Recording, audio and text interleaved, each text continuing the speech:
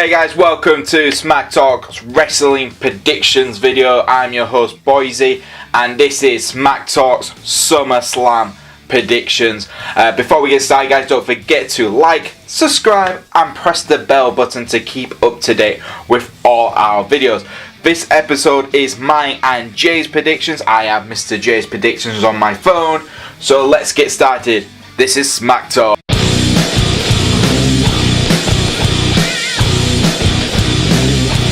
So we're going to look at the kick-off show first. Usually we don't really care, but seeing as 205 has become absolutely fantastic of late, and that the Raw tag team titles are also going to be defended on there, and Rusev Day is on the kick-off show, it kind of just means you have to watch the kick-off show, really. So let's have a look. So first match we're going to look at is the Raw tag team championship match. It's the B team versus the Revival. Now the B team have just recently defended their titles on Raw this week, and they did beat a triple threat of the Deleters of Worlds and the Revival. This time round it's just the Revival, and me and Mr. J did speak about this, and we both agreed it's the B team are fun and they're always, you know, a good laugh, but the Revival are one of our favourite NXT teams, so we're going to go both for the Revival. Next match we're going to look at is the mixed tag team match, where we've got Lana and Rusev teaming up to take on Zelina Vega and her business partner Andrade Cien Almas. Now, Almas has been getting the upper hand lately in every match, thanks to the fallen part of Rusev Day of Aiden English and Rusev. Mr. J has gone with Rusev Day. He reckons that they're going to be a strong front for this one, and Aiden English is going to finally redeem himself. For me personally, I really like Andrade Cien Almas, and having another big victory over Rusev will possibly help him out, and maybe push him to maybe the, United States title at some point. So for me, I'm going Andrade, so there you go. As we all know, the Cruiserweight Championship yet again is on a kickoff show. Well done, Vince. You know, the show's actually gotten better lately since Triple H has taken over. But it's nice to know Vince McMahon really doesn't care about flippy shit. So for us, we both went for Curtis Alexander. He's been a very good Cruiserweight champion, but for me, I'm gonna edge a little bet here and reckon someone's gonna return. I've got a feeling Neville might return. He won't. I know he won't, but I can have my hopes. I can have those dreams that Neville might return at some point.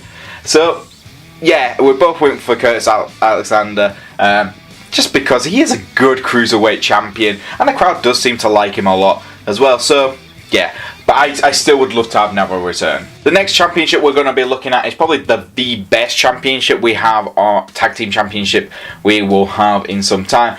The Bludgeon Brothers versus the New Day. I think it's going to be the New Day. We both agreed it is the New Day. They are so popular and so over right now with the crowd, and it just makes sense. But you know, let's be honest, the Bludgeon Brothers run hasn't been anything too exciting. I mean, they've been fighting more jobbers than they've actually been fighting mainstay tag teams in the tag team division. It makes no sense. You've got really good teams like the Bar, the New Day, the Usos, and Gallows and Anderson, and yet you're not having them fight them all the time, which you should do, because all those teams are fighting each other and are having fantastic matches, and then you've got the Bludgeon Brothers fighting local talent. So yeah, to say that the Bludgeon Brothers title reign has been a bit of a letdown is an understatement. So we both agreed that the New Day's time is to take the titles away. Next match we both agreed on, which should have been on the kickoff show more than it should have been on the main card, is Finn Balor versus Baron Corbin. Don't get us wrong, we're both still massive Finn Balor fans, too sweet me, but it just feels like Baron Corbin isn't good enough to be on the main card for SummerSlam, and we've seen Baron Corbin versus Finn Balor in different type of ways quite a lot lately, and we're kind of bored of it. So we both agreed this is the one match we're not really looking forward to the most. And hopefully we both agreed that Finn will get the victory. Next up, we're looking at the United States Championship, and it's Shinsuke Nakamura versus Jeff Hardy, and we both agreed this just, let's be honest, we know for a fact Jeff Hardy is not even on 100%. Hell, I don't even think he's at 80% capability to fight right now. In real life, I actually think he's physically injured, and Jeff Hardy's so immune to pain right now, he doesn't realise he's injured. So me and Jay both agreed that this is most likely WWE are going to try and write him out for a little bit, and this is all going to happen at SummerSlam, where he will lose to Shinsuke Nakamura, and we both agreed Randy Orton is somehow going to get involved in this match, probably taking Jeff Hardy out once again and giving us nightmares about him putting his finger in holes. Oh God, that was off. No, Randy Orton, no. So next up is probably the biggest match of the night. Let's be honest, it is going to be the biggest. It's been taking 8 years to get here. The Miz versus Daniel Bryan. Don't forget, by the time this all started, The Miz was not that good 8 years ago, and he's worked himself up to probably being the best heel in the whole damn company. So what are we going to do? So I went for D-Bryan. I think Daniel Bryan has signed a new contract by now, and I think WWE keeping all this is very hush, while The Miz will lose. I think that's how it's going to go. I think Daniel Bryan's going to win, and we're all going to celebrate Daniel Bryan getting The Miz. Jay, on the other hand, thinks it's going to be The Miz who gets Daniel Bryan, allowing him to go on and win the WWE title in the future, and allow Daniel Bryan to win the Royal Rumble. Daniel Bryan will never win the Royal Rumble, guys. Let's just accept this information. But yeah, we're both very excited about this. Can't wait for this one match. It's been a great build-up. The promos, the video packages have all been fantastic. So yeah, we're super excited about D-Bryan versus The Miz. Next up, we were looking at the SmackDown Women's title match, where we have Charlotte Flair, Becky Lynch and Carmella in a triple threat match. And surprisingly, neither of us went for Carmella to win. That's right, we both agreed she's been a terrible champion. And what Charlotte Flair said this week was most likely the most accurate sentence ever said to a WWE superstar. You're a diva working in the women's era. It's that true. Yeah, Carmella is, I can't see her holding on to that title any day soon. But me and Jay did split on who we thought was going to win. We both went for the women we think are the best in SmackDown right now. I went for Becky Lynch. I do think Becky is being portrayed as the underdog, and she will get that big her moment now. I think it's finally time WWE give Becky Lynch her moment. Bayley's had her moment. Sasha Banks and Charlotte have both had their moments. Becky hasn't. Yes, she was the first SmackDown Women's Champion, but that's not really been her moment. I think SummerSlam, one of the big 4 pay-per-views, this has got to be her time. So, but Jay went for Charlotte. Obviously, I understand why he went for Charlotte. She's a fantastic athlete, and she is the best women's wrestler in the whole damn company. Fight me, bro, if you don't agree. But yeah, it was a tight call from both of us, but we both agreed Carmella's no way going to win this match. Next up, we are looking at the Intercontinental Championship, where we have Dolph Ziggler with Drew McIntyre in his corner, and Seth Rollins with Dean Ambrose in his corner. Now, this was a tight call, and I think we both agreed this was... They've been stealing the show on Raw for the last couple of weeks, but with Dean coming back this week on Raw, it just feels more and more likely that Dean's going to turn heel on Seth to go for the Intercontinental Championship. I think that could happen. So for me, I am going for Dolph Ziggler. I think Dolph is going to win because Dean's going to be the actual cause of his loss, Seth's loss. Jay, on the other hand, thinks it's going to be Seth who's going to win. Then Dean turns on Seth to claim that, to challenge him for the title after Dolph Ziggler. We're both excited to see whatever happens with Dean Ambrose, but we all have that feeling Dean is going to turn heel at SummerSlam. Either way, it's exciting to see, and it could be the match of the night for us. The next match we're looking at is Braun Strowman versus Kevin Owens. The winner of this match will get the suitcase for Money in the Bank. Now, we've both been umming and ahhing. I very much have been umming and ahhing about this one. Seeing as Braun has been losing quite often in ways of disqualification, count out and stuff like that, ways he could lose at SummerSlam. But I'm going Kevin Owens. I think Kevin Owens would do a better job with the suitcase now. I think Braun's great, but he doesn't need the suitcase. I honestly don't think it is. If Braun wins, he's cashing in at SummerSlam. That's all I'm saying, guys. But I don't think that will happen. I think Kevin Owens will win it, and he will become. I think he will use that properly. Jay, on the other hand, thinks it is going to be Strowman who does win yet again. But does Braun need another massive victory at a pay-per-view? I don't think he does.